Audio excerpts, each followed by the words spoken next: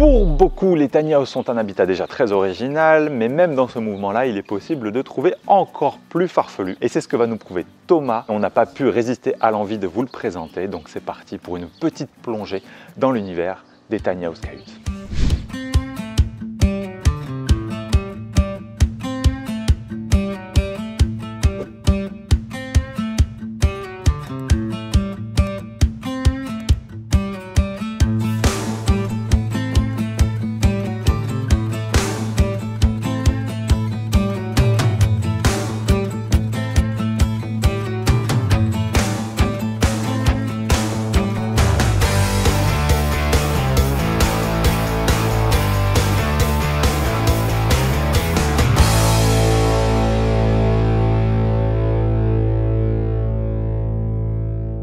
Salut Thomas. Salut. Bienvenue chez toi. Ouais, c'est gentil. Bienvenue à toi. Dis-nous qui es-tu? Donc j'ai créé Cahute il y a 4 ans pour essayer de faire une tiny à l'échelle européenne, française. Réussir à faire en France le rêve qu'on a des tiny houses aux États-Unis qui traversent les Rocheuses avec un gros 4x4. Réussir à faire pareil ici sur des petites routes de campagne avec une tiny à l'échelle d'ici un peu moins XL et très facilement mobile.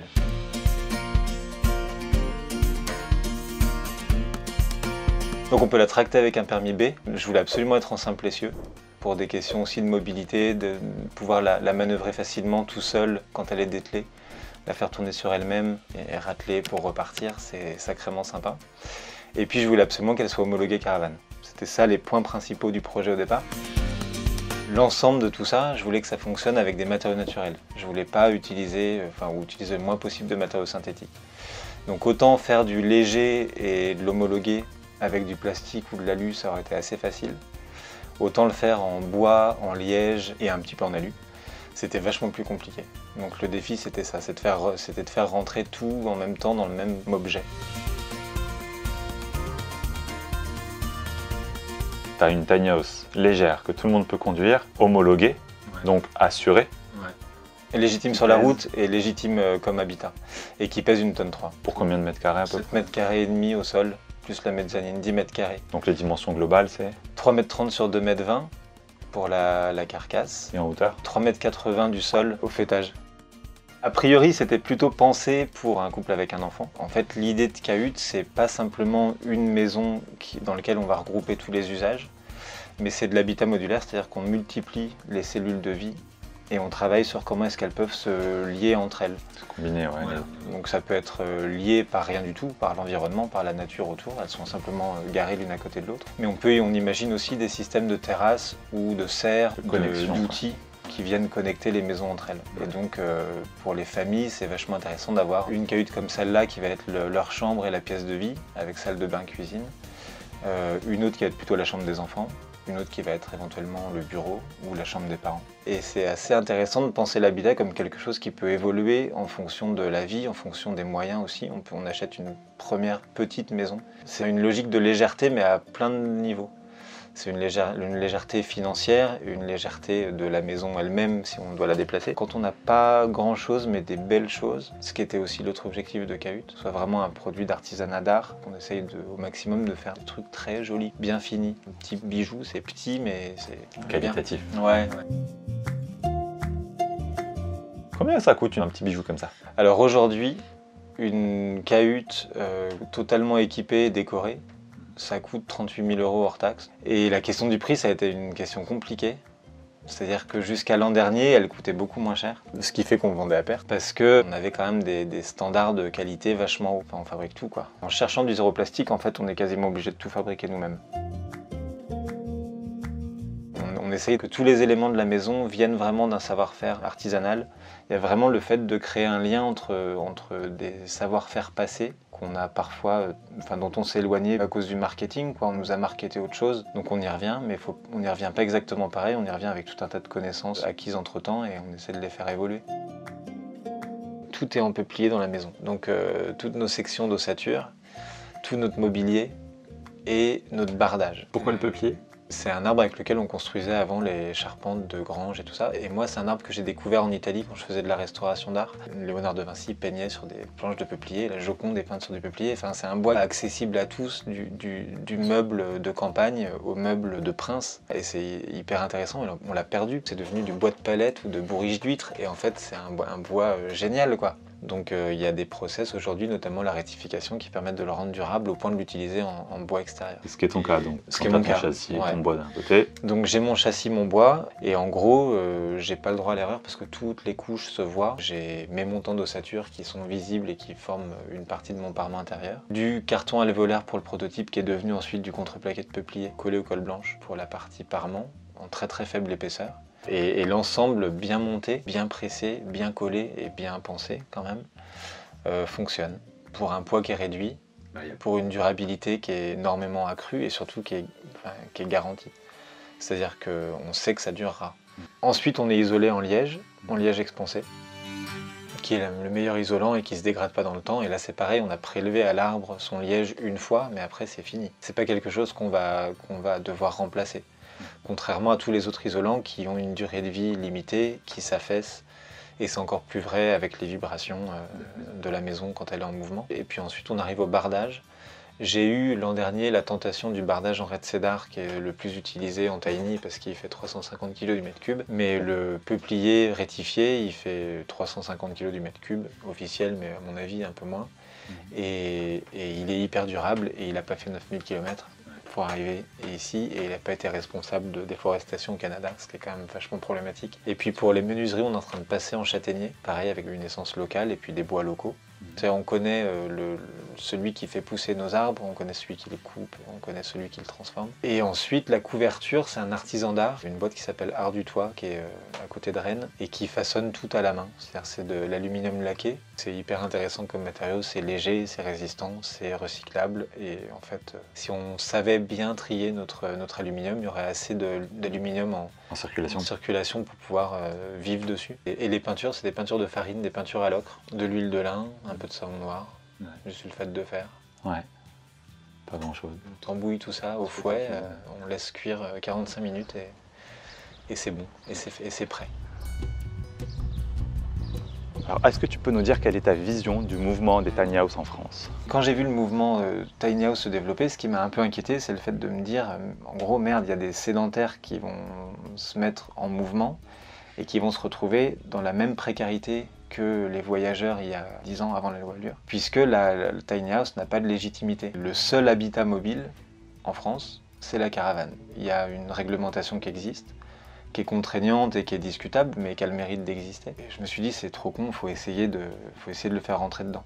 Et ça, c'était vachement important, de pouvoir vivre d'une façon alternative, sereinement, dans la joie. Légalement, ouais. Puis dans la sécurité, c'est-à-dire le fait de pouvoir être assuré réellement en tant qu'habitat, c'est super important. Hein, ça aide à plein de choses. Il y a beaucoup de gens qui refusent les tiny house, qui en voudraient, mais juste parce qu'ils voient bien qu'à tout moment, soit ils peuvent se faire jeter d'un terrain, soit l'assurance leur dit non. Et puis il faut se mettre à la place des maires en fait. Le maire est le garant de la dignité des personnes. Avec l'homologation, on apporte la garantie de l'État qui a reconnu que c'était à la fois un véhicule et un habitat.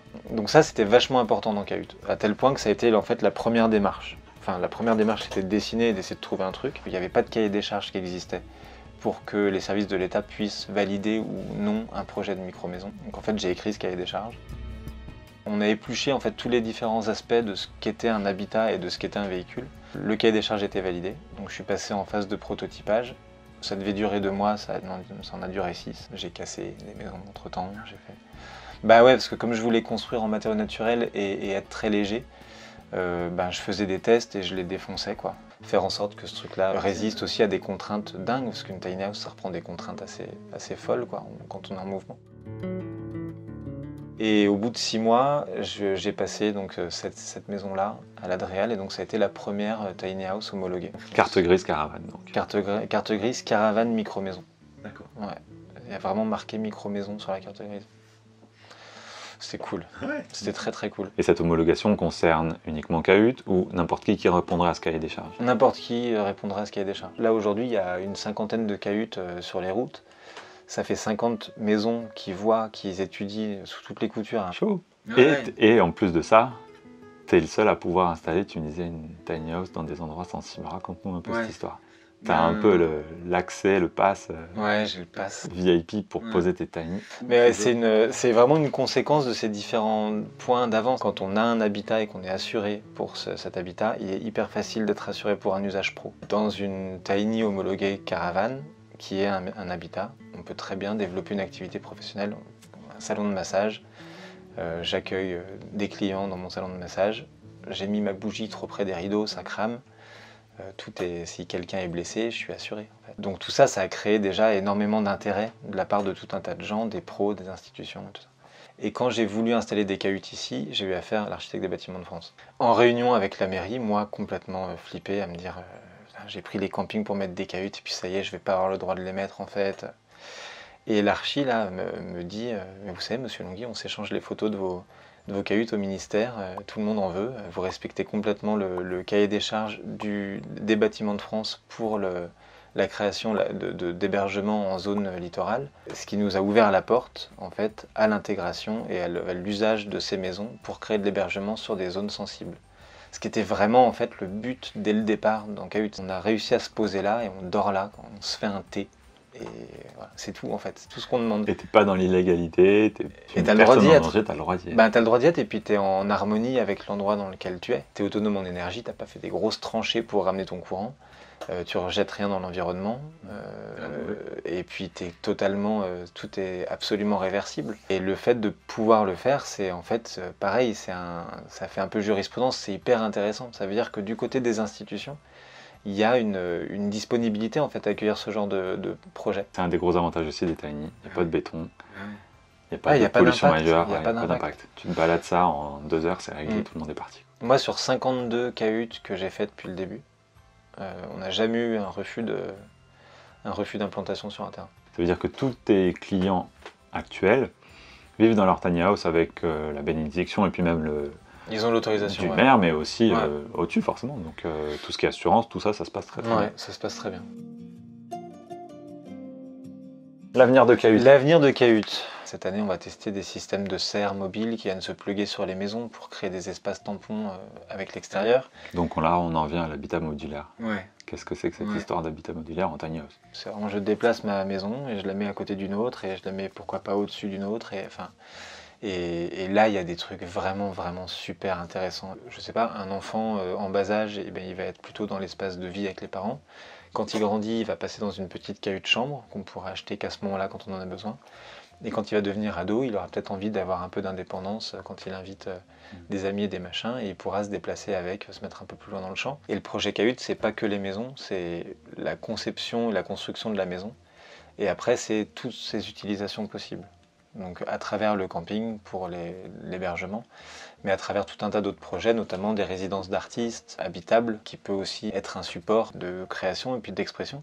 Et comment est-ce qu'on peut trouver des solutions pour habiter des zones qui existent aujourd'hui mais qui n'existeront plus peut-être demain, des zones inondables, d'une façon temporaire ou en fonction des saisons. Et puis comment vivre ensemble avec le moins d'impact possible. Qu'est-ce que t'aimerais que ton toit dans 5 ans te dise aujourd'hui? C'est vachement dur pour le coup de savoir si c'est lié à Cahutes, si c'est lié au boulot ou si c'est lié à l'âge, si c'est le passage après 40 ans. Mais j'ai passé ma vie à me projeter.